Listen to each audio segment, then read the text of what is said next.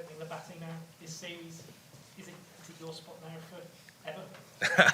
I wouldn't say forever or never. Yeah, got one more hit to get through, and then we got a nice lengthy break. So, but I've enjoyed it, so it's been good, and very pleased to be able to contribute the way I have here.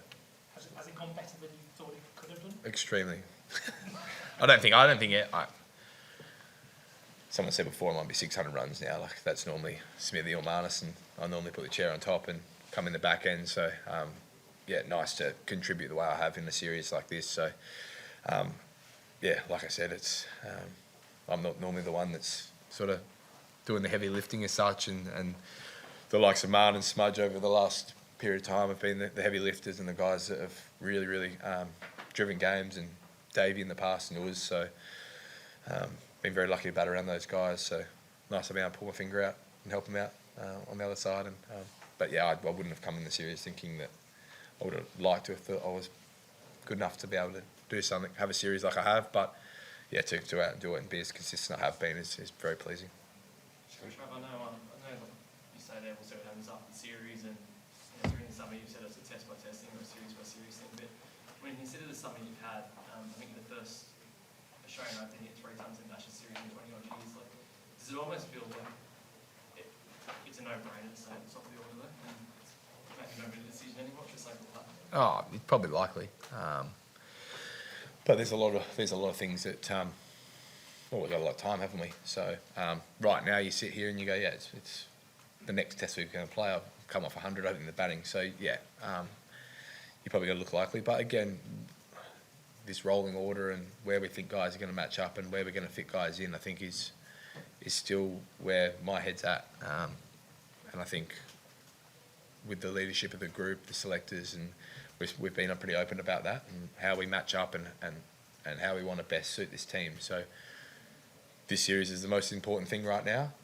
I felt like it was the right call in Perth to go that way. I'm very pleased at home to make that decision, and I was able to get the opportunity to do that. There was always never going to be guarantees I was able to get the job done, but I felt like it set our team up really well. So we'll have time to reflect on this series, to plan for Bangladesh and South Africa and New Zealand, and what is a heavy Red Bull part once we get to next year. And the masterminds will go to work and set the team up how they think we're going to best be able to win test matches. And I've always said I'm happy either way.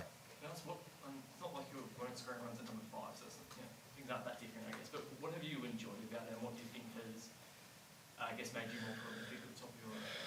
Oh, look, the game's been good to me for a couple of weeks. Bit of luck here and there. I've liked the new ball. I've liked the ball coming on.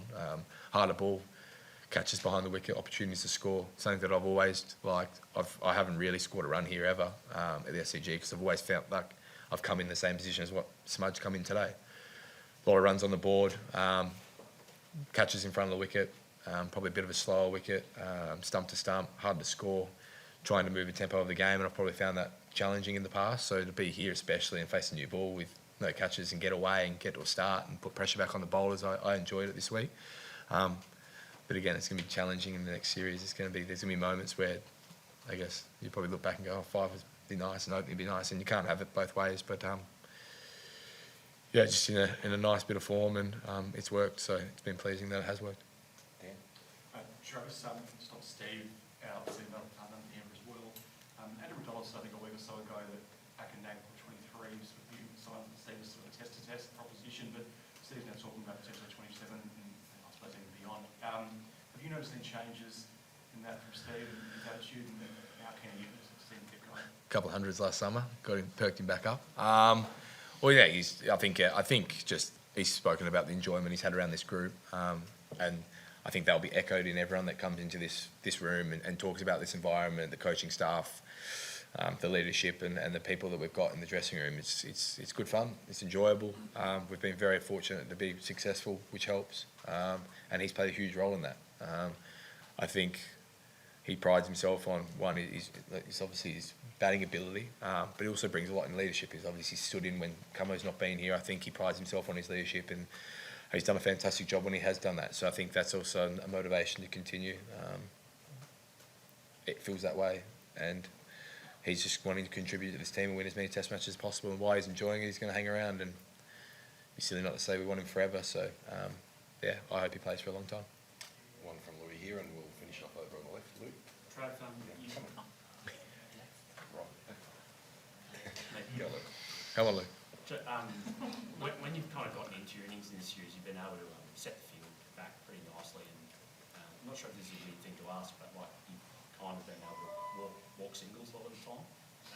Has it kind of surprised you that England haven't thrown the ball at your end tomorrow? I do enjoy walking a single. I've got sore feet in a minute. I wouldn't mind them throwing. I hope they hit the pegs and get some overthrows. I don't know. It's more, I like, I've talked about it a little bit about sort of on the national stage, but I try and basically to rev up our change room as much as I can and slightly take the piss and enjoy myself. So walking singles and running backwards and carrying on is more just to get a rev up out of our boys. And it keeps me enjoying everything. So, slapping one to point and walking, and there's no point in really trying to charge around for two.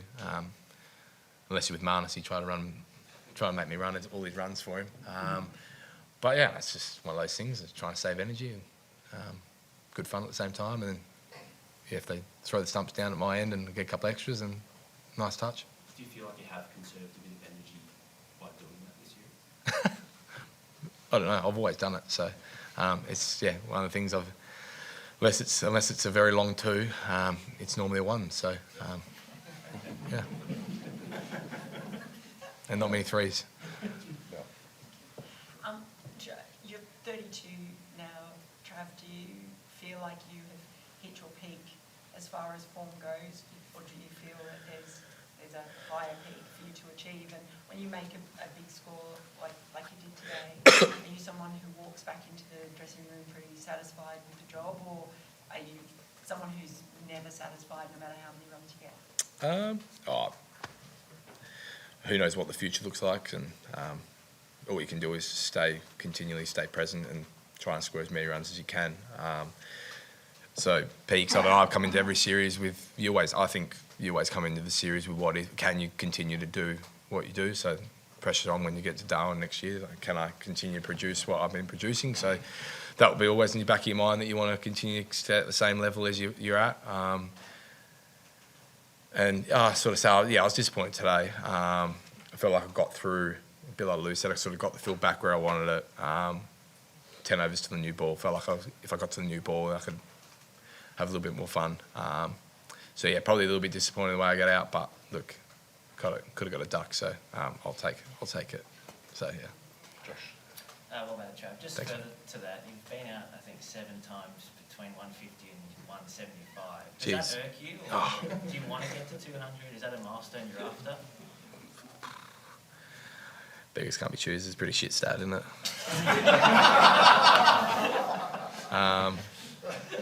I'd much rather 160 to 170 than 0 to 10. So I ain't going to complain about that. I'd probably had a couple of chances this series, but pegs up and watch the boys go about it. Take that as a no then. I'm not too worried. I mean, speaking of that shit start, Yeah. I mean, see, the way the field was spread for you at that point, and it looked like you were right on top. Can you take us into the Travis head, just the batting aspect, where you tried taking them on and hitting on whereas there was singles out there?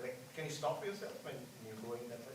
Yeah, I felt like in terms of which part of the innings, Once you had gone past 130 and with the short ball plan and all that kind of stuff. I feel like different bowlers set up different ways. Like each bowler presents different challenges. Each bowler presents different paces. Some I feel comfortable pulling, some I don't. And then working out where the field is. Obviously, difficult part of the game to work through. So I know a lot of people spoke about it yesterday about how Jamie went about it, and you want to put pressure back on the opposition. That's going to come with risk, but you also want to get through that and make them put time in the legs, and so there's a balancing act in that. And I've always said I'm going to weigh up percentage of out, and I heard Joe talk about it again, just trying to in his innings try to keep the percentages low on getting out and maximise scoring potential, and you're going to do that against different bowlers. So there'll be opportunities where I felt where I could score and I'm going to take it on, and there's other opportunities where I felt like I can knock the one. So balancing act, was able to get it on my terms again and get through that plan, which was probably the disappointing part about getting out to Beth in that situation of the game. But it's always a balancing act. Sometimes it's going to work, sometimes it's not. But pleased with how I went in and out of tempos. Again, hanging offside with a cast of thousands on the boundary on the point, which I wasn't too pleased with because it meant more running. But it's just weighing up which ones to attack, which ones not, and I want to do a bit of both. Thanks. Just about like how, just about the mindset you're in, like you're having chats with umpires this morning, telling them how much fun this summer was compared to last summer and everything else. Is that just part of it? Is this like where you are right now as a cricketer? I think I've been consistent in how I've played the game out in the middle. Yeah, I like talking to the umpires and talking to mid-wicket and having fun with Ness this morning with our partnership. And yeah, I love playing cricket for Australia. I enjoy myself.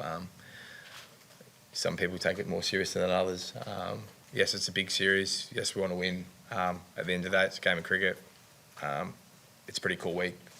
I'm glad that we've had the way we have today. Like, it's going to be pretty cool in a couple of days' time on what we're able to achieve. So enjoying it for what it is, and being on 160 is not bad. It's an enjoyable time to be out in the middle. So I've had fun. I'll do it in a different way than some others, but it's been cool. Thanks, everyone. Cheers.